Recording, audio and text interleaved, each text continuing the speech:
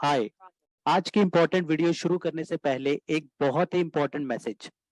अब due dates और update की चिंता से हो जाएं बिल्कुल मुक्त, क्योंकि टैक्स गपशप लाया है आप सभी के लिए और आपके क्लाइंट्स के लिए ड्यू डेट और अपडेट रिमाइंडर, जिससे आप जान सकते हैं उस मंथ की सभी इंपॉर्टेंट ड्यू डेट्स और अपडेट, वो भी अपने लोगो और बिजनेस डिटेल के साथ, जो कि आपकी ड्यू डेट को याद रखने की चिंता से तो दूर करेगा ही, साथ ही साथ आप अपने क्लाइंट्स या फिर प्रोस्पेक्टिव क्लाइंट्स को भी रिमाइंड करा सकते हैं upcoming due dates by sharing it through social media platform जैसे कि WhatsApp, LinkedIn, Telegram, Twitter, Instagram, जो कि हमारे बिजनेस को भी ग्रो करेगा, वो भी मल्टीपल टाइम्स।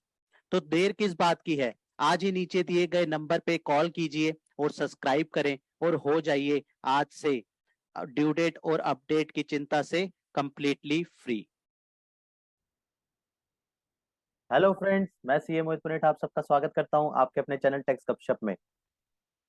जीएसटी के ऊपर रेंट की क्या इम्प्लीकेशन पहले थी, उसमें क्या बदलाव करे गए, किसको जीएसटी देना होगा, सर्विस प्रोवाइडर, सर्विस या फिर सर्विस रेसिपिएंट, टेनेंट, लैंडलॉर्ड, जो भी केस है। उसके बाद उसमें फर्दर जो एग्जम्पशंस थी उसमें क्या बदलाव करा गया, उसकी नोटिफिकेशन में पुरानी नोटिफिकेशन 12/2017 में क्या बदलाव करे गए, कौन सी नोटिफिकेशन से बदलाव करे गए, उसको हम डिटेल में कवर अप करेंगे विद एग्जाम्पल, ताकि फर्दर आज के बाद कोई कंफ्यूजन जो है इस टॉपिक के ऊपर ना रहे कि रेंट के ऊपर जीएसटी की क्या इम्प्लीकेशन है। तो इसके लिए हम प्रोविजन डिस्कस करेंगे, एग्जाम्पल करेंगे और साथ ही साथ हम देखेंगे कि किस तरीके से जो है किसके ऊपर जो है लेवी आ रही है और कौन से केस में जीएसटी जो है रेंट पे नहीं लगना। राइट, तो आइए शुरू करते हैं आज की इस डिस्कशन को और फर्दर मूव करते हैं हम डिटेल एग्जांपल्स के साथ सारे प्रोविजंस को कवर करने की। राइट, तो इसको जब हम समझेंगे तो हमें सबसे पहले समझना ये है कि कौन सी नोटिफिकेशन के तहत ये बदलाव करे गए। तो नोटिफिकेशन 4/2020 जो आई 13 जुलाई 2022 को, नोटिफिकेशन नंबर 4/2022 और नोटिफिकेशन नंबर 5/2022, ये दो नोटिफिकेशन सेंट्रल टैक्स रेट पे जो आई उसने बदलाव करे गए। नोटिफिकेशन नंबर 17/2017 जो हमारी एग्जम्पशन की नोटिफिकेशन है उसमें कुछ बदलाव करे, जिससे हेर फेर हो गया, जो एग्जिस्टिंग लेवी थी रेंट की उसके ऊपर जो है बदलाव कर दिया गया। तो क्या बदलाव हुआ, तो बदलाव सबसे पहले किस पे हुआ हमें ये समझना है, रेंटिंग। राइट, रेंटिंग पे of residential developing. Right, residential वाले केस में जो है बदलाव करा गया, वो भी उसमें एक चीज और ध्यान में रखनी है, to registered person. To registered person, to registered person मतलब यहाँ पे बात किसकी हो रही है, टेनेंट की। सप्लाई कर रहा है लैंडलॉर्ड, किसको सप्लाई दे रहा है, टेनेंट को सप्लाई दे रहा है। अगर टेनेंट रजिस्टर्ड है उस केस में हमें ध्यान में रखना है कि नोटिफिकेशन नंबर 4/2022 और नोटिफिकेशन नंबर 5/2022 किस तरीके से जो है चेंज लेके आए हैं। और इन्होंने क्या लेवी करा है कि टेनेंट के ऊपर रिवर्स चार्ज मैकेनिज्म के ऊपर के तहत जो है जीएसटी लग जाएगा 18 जुलाई 2022 से। ठीक है, इसको हम अलग अलग सिनेरियो लेके चलते हैं ताकि हमें सिंप्लीफाई फॉर्म में समझ आ जाए कि ऑनर और टेनेंट के ऊपर किस तरीके से इम्प्लीकेशन रहेगी। तो सिनेरियो नंबर 1 लेके चलते हैं। रजिस्ट मान लेते हैं जो हमारा लैंडलॉर्ड है, वो अनरजिस्टर्ड है और जो हमारा टेनेंट है वो भी अनरजिस्टर्ड है, दोनों के दोनों अनरजिस्टर्ड है, दोनों के दोनों अनरजिस्टर्ड हैं। तो उस केस में क्या है, एग्जम्पशन जो थी पहले उसमें कोई भी चेंज नहीं आया, जो पहले एग्जम्पशन दी गई थी वो ही रहेगी। यहाँ पे ध्यान रखना है, हम जो बात कर रहे हैं ये रेजिडेंशियल की बात कर रहे हैं कि रेजिडेंशियल डेवलपिंग प्रॉपर्टी जो है वो रेजिडेंशियल प्रॉपर्टी होनी चाहिए, तब जाके यहाँ पे जो हमें एग्जम्पशन जो है मिलेगी। और ये सेम है, जो पहले सिनेरियो था वो ही यहाँ पे सेम है। यहाँ पे लिख दिया renting of residential developing for residential purpose, यही अगर सेम जो लैंडलॉर्ड है, ये जो पर्सन है ये लैंडलॉर्ड है और ये जो है ये टेनेंट है, सेम हर एग्जांपल में सेम रहेगा। तो मान लेते हैं यहाँ पे रजिस्टर्ड जो लैंडलॉर्ड है वो रजिस्टर्ड है। अब यहाँ पे लैंडलॉर्ड रजिस्टर्ड है लेकिन ये रेजिडेंशियल पर्पस इसके लिए दे रहा है, तो यहाँ पे एग्जम्पशन के अंदर वो पहले भी कवर होता था 12/2017 में, उसको एग्जम्पशन मिली गई थी, तो वही एग्जम्पशन जो है यहाँ पे कॉन्टिन्यूड है। नोटिफिकेशन नंबर 4/2022 5/2022 ने उस पर कोई भी बदलाव नहीं करे हैं, ध्यान रहे, बदलाव नहीं करे हैं। बदलाव कहाँ हुए हैं वो अब हम लेके चलते हैं। यहाँ इन पहले दो सिनेरियो में जो हमने देखा सिनेरियो नंबर 1 और 2 इन दोनों में कोई भी बदलाव नहीं है। अब सिनेरियो नंबर 3 में जहां पे दोनों पार्टी रजिस्टर्ड है, जहां पे दोनों पार्टी रजिस्टर्ड हैं, वहां पे हमें ध्यान देखना है कि यहाँ पे लिखा गया था कि to our registered person, to our registered person, तो यहाँ पे जो टेनेंट है ये रजिस्टर्ड है, टेनेंट रजिस्टर्ड है, तो यहाँ पे आरसीएम की लाइबिलिटी अब अक्कर हो जाएगी, यहाँ पे बदलाव करे गए और आरसीएम की लाइबिलिटी अक्कर हो जाएगी, तो वही होगा registered person need to invoice tax invoice, ठीक है। जीएसटीआर 1 में जो है वहां पे सप्लाई मेंशन करेगा,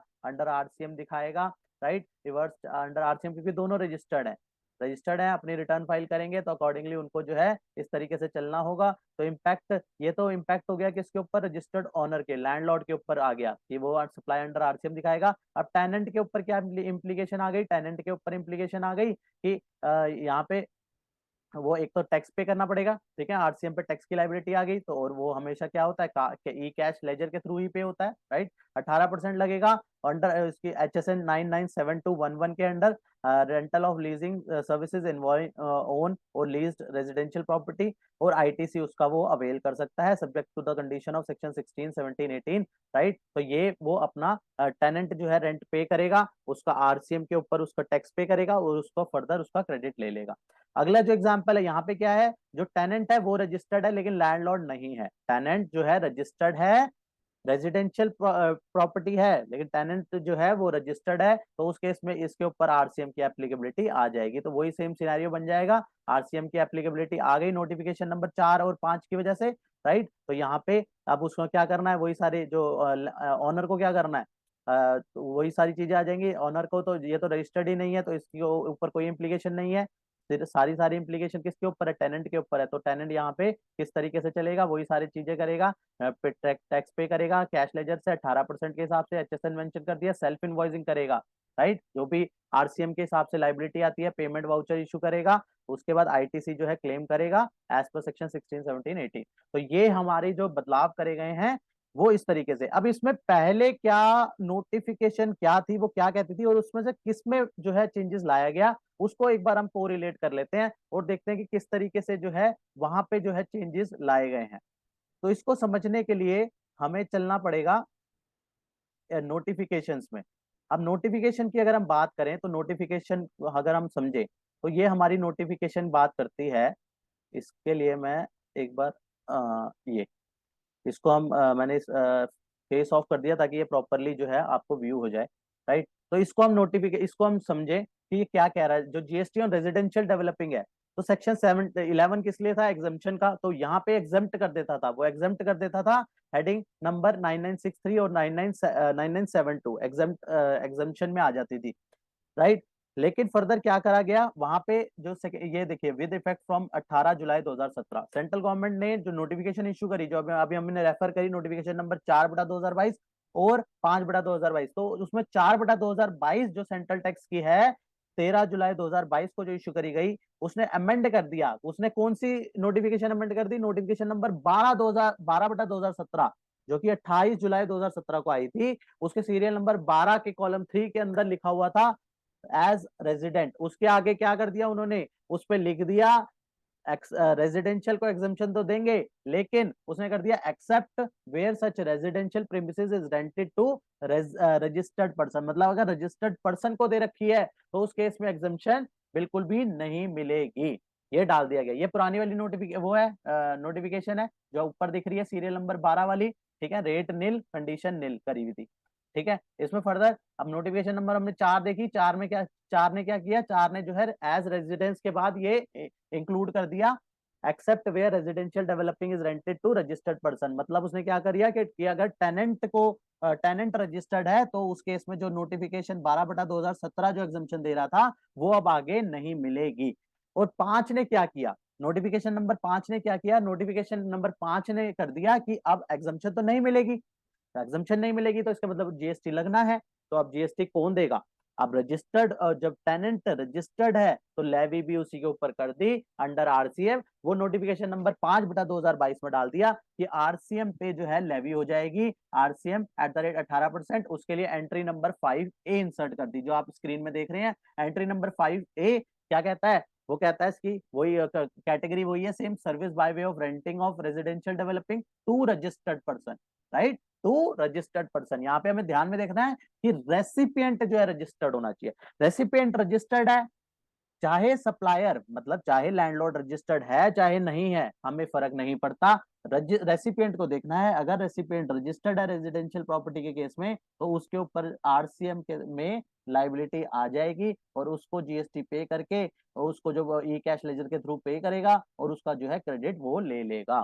तो ये जो है बदलाव करे गए हैं। नोटिफिकेशन नंबर 4 ने क्या बदलाव करा गया, उसने जो है ये लिख दिया कि उसने एक्सेप्ट डाल दिया कि अगर जो है टेनेंट जो है वो रजिस्टर्ड है तो एग्जम्प्ट नहीं होगा। और नोटिफिकेशन नंबर 5 ने क्या कर दिया, नोटिफिकेशन नंबर 5 ने ये कह दिया कि जो अब एग्जम्प्ट तो 4 ने कर दिया तो टैक्स मिलेगा, तो टैक्स जो है कौन देगा, वो नोटिफिकेशन नंबर 5 कहती है टैक्स जो है वो टेनेंट देगा। इसको हम सिंप्लीफाई करने के लिए एग्जाम्पल से समझते हैं, ठीक है। सिनेरियो 1, इसमें जो पहले था उसको हम स्किप करने तो ज्यादा बेटर है ताकि कंफ्यूजन ना हो। इसको हम लेके चलेंगे जो अब का सिनेरियो, जो प्रेजेंट सिनेरियो है उसको लेके चलेंगे, क्योंकि काफी ज्यादा कंफ्यूजन थी। इसके लिए मेल भी आई हमारे पास कि इसको जो है वीडियो के थ्रू क्लैरिफाई कीजिए कि क्या क्या बदलाव जो है हुए हैं, और सिंप्लीफाइड फॉर्म में इसको जो है हमारे पास ले आइए ताकि हमें काफी कन्वीनियंट हो जाए इस नोटिफिकेशन को समझने में।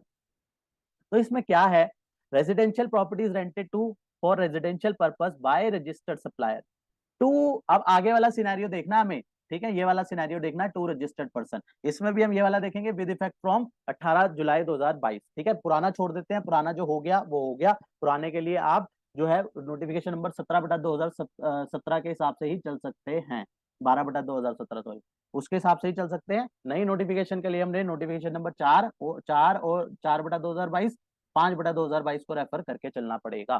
तो हमारा 18 जुलाई 2022 के बाद क्या हो गया कि इस केस में टू रजिस्टर्ड रेसिपिएंट, तो रेसिपिएंट रजिस्टर्ड है, तो इसलिए चाहे हमारा टेनेंट ओ सॉरी चाहे हमारा लैंडलॉर्ड रजिस्टर्ड हो चाहे ना हो फर्क नहीं पड़ता। टेनेंट अगर रजिस्टर्ड है जीएसटी में, आरसीएम की लाइबिलिटी आ गई, 18% अंडर आरसीएम लग जाएगा, आईटीसी जो है रेसिपिएंट उसकी क्लेम कर लेगा और नोटिफिकेशन नंबर कौन सी आ जाएगी, 4 और 5 उस केस में आ जाएगी, राइट।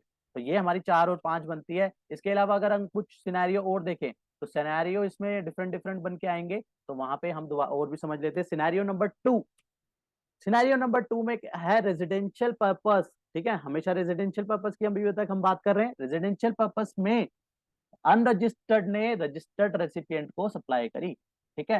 चाहे हमने बात करी कि लैंडलॉर्ड चाहे रजिस्टर्ड हो चाहे अनरजिस्टर्ड हो कुछ भी फर्क नहीं पड़ता, हमें देखना क्या है कि रेसिपिएंट जो है रजिस्टर्ड है अगर, तो हमारे नोटिफिकेशन नंबर 4 और 5 लग जाएंगी। अदरवाइज जो पहले सिनेरियो था वो ही है, उसमें कोई बदलाव नहीं करा गया।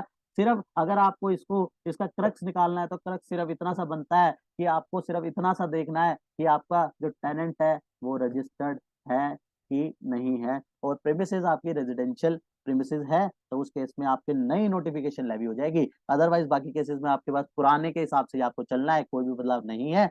सिर्फ दो चीजें बाद में याद रखनी है, नोटिफिकेशन नंबर 4 और 5 का अगर हम क्रक्स की बात करें तो दो बातें याद में रखनी है कि टेनेंट हमारा रजिस्टर्ड अगर है, दूसरी बात हमें याद में रखनी है कि रेजिडेंशियल प्रॉपर्टी है, तो हमारी लेवी हो गई। अदरवाइज आप फ्री हैं, जैसे पहले चल रहा था वैसे का वैसा ही चलना है। तो इस सेकंड सिनेरियो में भी हमारा सेम सिचुएशन बनी, क्योंकि हमें सिर्फ और सिर्फ ये देखना है जिसके ऊपर अभी मेरा कर्सर है, टू रजिस्टर्ड रेसिपिएंट, तो हम टू रजिस्टर्ड रेसिपिएंट है और दूसरा रेजिडेंशियल प्रॉपर्टी है, तो उस केस में हमारा आरसीएम सीधा सीधा लेवी हो गया, आरसीएम 18% लगेगा और आईटीसी जो है वो क्लेम कर लेगा। सिनेरियो नंबर 3, इसमें क्या है, इसमें क्या है, इसमें हमें ध्यान में रख देना है कि इसमें किस तरीके से चलेगा, इसमें भी देख के चलना है हमें। यहाँ पे वेन आर रेजिडेंशियल प्रॉपर्टी, इसमें ध्यान देना है कि वहां पे नोटिफिकेशन में वर्ड यूज क्या किया हुआ है कि रेजिडेंशियल डेवलपिंग होनी चाहिए, मतलब हमें प्रॉपर्टी की वो देखनी है कि प्रॉपर्टी की कैटेगरी क्या है, राइट। प्रॉपर्टी की कैटेगरी क्या है, वो कैसे यूज हो रही है वो मायने नहीं रखता, लेकिन प्रॉपर्टी की कैटेगरी यहाँ पे भी थर्ड सिनेरियो नंबर 3 में भी रेजिडेंशियल प्रॉपर्टी है, देखो लिखा है when residential property is use for commercial purposes, ठीक है। तो यहाँ पे रेजिडेंशियल प्रॉपर्टी ही है, ठीक है। और सेकंड वाली कंडीशन क्या देखनी थी, टू हमें हमारा जो रेसिपिएंट है जो मतलब जो टेनेंट है वो भी रजिस्टर्ड है, तो उस केस में हमारा नोटिफिकेशन नंबर 4 और 5 लेवी हो जाएगा और आरसीएम में 18% हमें जीएसटी देना है, और एज अ टेनेंट और उसका आईटीसी क्लेम हम कर सकते हैं। सिनेरियो नंबर 4 हमारा बनता है, सिनेरियो नंबर 4 पे भी यही आ गया सेम। यहाँ पे क्या है कि सप्लायर मतलब हमारा लैंडलॉर्ड जो है वो अनरजिस्टर्ड है, उससे हमारे को कोई भी फर्क हमने कहा कि हमें नहीं पड़ता। सिनेरियो नंबर 3 और 4 में सिर्फ यही फर्क था कि सिनेरियो नंबर 3 में हमारा जो सप्लायर था मतलब जो लैंडलॉर्ड था वो रजिस्टर्ड था, और सप्लाई जो सिनेरियो नंबर 4 है उस पे हमारा जो सप्लायर है, हमारा जो लैंडलॉर्ड है वो अनरजिस्टर्ड है। लेकिन उन दोनों बातों से हमें फर्क नहीं पड़ता इस नोटिफिकेशन के लिए। हमें जो कंडीशन देखनी है वो ये देखनी है कि प्रॉपर्टी कौन सी है, रेजिडेंशियल है। दूसरी चीज हमें ये देखनी है कि वो जो हमारा जो टेनेंट है वो रजिस्टर्ड है। दोनों चीजें हमारी सेटिस्फाइड होती हैं, हमें आरसीएम के हिसाब से जो है वहां पे जो है अपना टैक्स पे करना है और उसका क्रेडिट हम ले सकते हैं। राइट, तो ये एक, अगर हम इसकी क्रक्स की बात करें, हम नोटिफिकेशन को समझ लें, क्रक्स को समझ लें, सिचुएशंस को समझ लें, तो हमारे को हम इसको क्लब करें तो हमारी ये सारी सिचुएशंस बन के आती हैं। अब आई थिंक इसके बाद फर्दर कोई कंफ्यूजन इन दो नोटिफिकेशन के रिगार्डिंग नहीं रहेगी कि कब हमारे को आरसीएम लगना है और क्या इस नोटिफिकेशन में बदलाव रहा है। इसको क्रक्स पार्ट में समझे तो सिंप्लीफाई, दो कंडीशन को हमें ध्यान में रखना है जो हमने पहले भी कहा कि रेजिडेंशियल प्रॉपर्टी है, साथ में हमारा टेनेंट जो है वो रजिस्टर्ड है, वो ध्यान में रखना है। तो हमारी जो है लेवी जो है वो आरसीएम के अंडर आ जाएगी। आरसीएम में 18% ऑफ जीएसटी पे करके ई कैश लेजर के थ्रू उसका क्रेडिट जो है हम अवेल कर लेंगे। राइट, तो इसी के साथ आज की इस डिस्कशन को क्लोज करते हैं। आपको डिस्कशन अच्छी लगी तो चैनल को सब्सक्राइब जरूर कीजिएगा। राइट, काफी ऐसा देखा गया कि वीडियोस लाइक अच्छे आ रहे हैं बट सब्सक्राइब जो है उस अकॉर्डिंग कम है, तो प्लीज अगर आपने सब्सक्राइब नहीं किया तो सब्सक्राइब जरूर कीजिएगा। राइट, इसी तरीके के हम वीडियोस लाते रहते हैं, क्लैरिफिकेटरी वीडियो लाते रहते हैं, और आपको किसी और टॉपिक पे क्लैरिफिकेशन चाहिए आप मेल कर सकते हैं techsgupshup@gmail.com पे, आप अपनी क्वेरी जो है हमें मेल कर सकते हैं। राइट, तो इसी के साथ आज की इस वीडियो को क्लोज करते हैं, मिलते हैं नेक्स्ट वीडियो में नेक्स्ट टॉपिक के साथ। टिल देन बाय बाय, जय हिंद, जय भारत।